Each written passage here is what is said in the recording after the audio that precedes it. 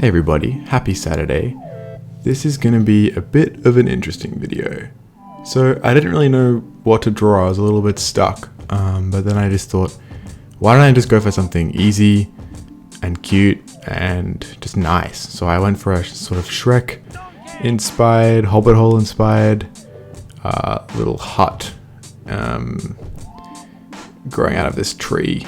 So built into this tree rather.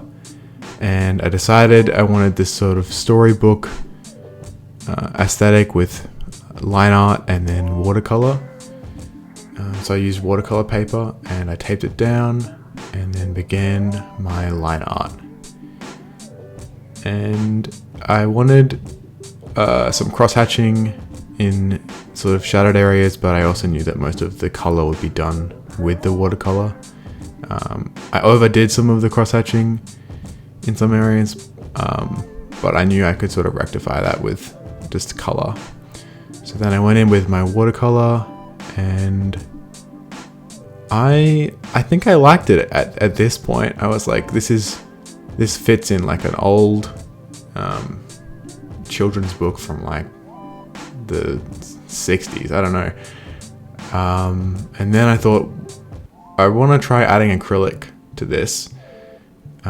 And so I had some paint markers first, and then I went and needed to mix some more colors with my acrylic paint from the tubes, because I didn't have all the colors in the markers. But everything was just a little bit muddy and everything was very green, and I struggled with it was like half line art and half not line art. And so it became this sort of fight to kind of cover as much of the line art as I could and then not. And I found out an issue with this idea of going over the watercolor with acrylic paint later. Is one advantage is you don't have to stress so much about making anything too dark with watercolor. If you make a mistake, then you're kind of doomed. Like you have to keep the lighter areas as preserved as possible for most of the painting time. With acrylic you can just paint over with like a lighter, whiter paint.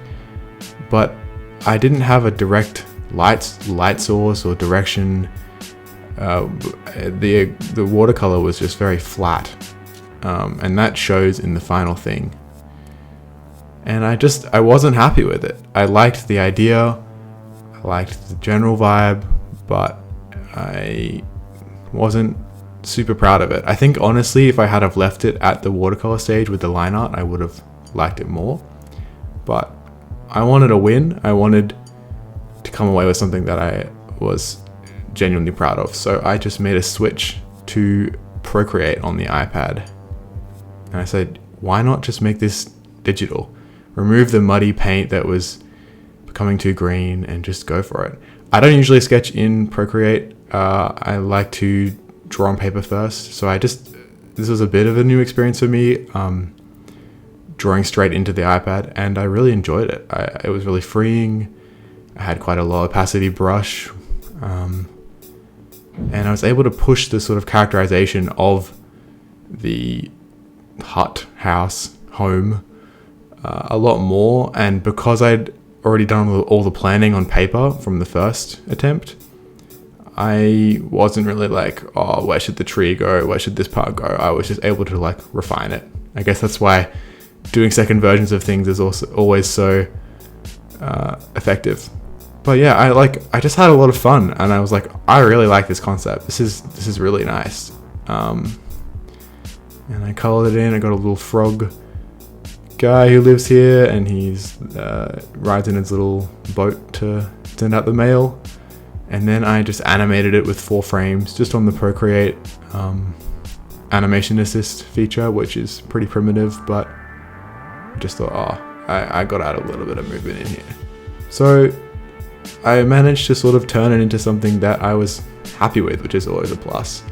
Not that I hate the first thing I made, but yeah, it's nice to come back with a win after creatively struggling on something.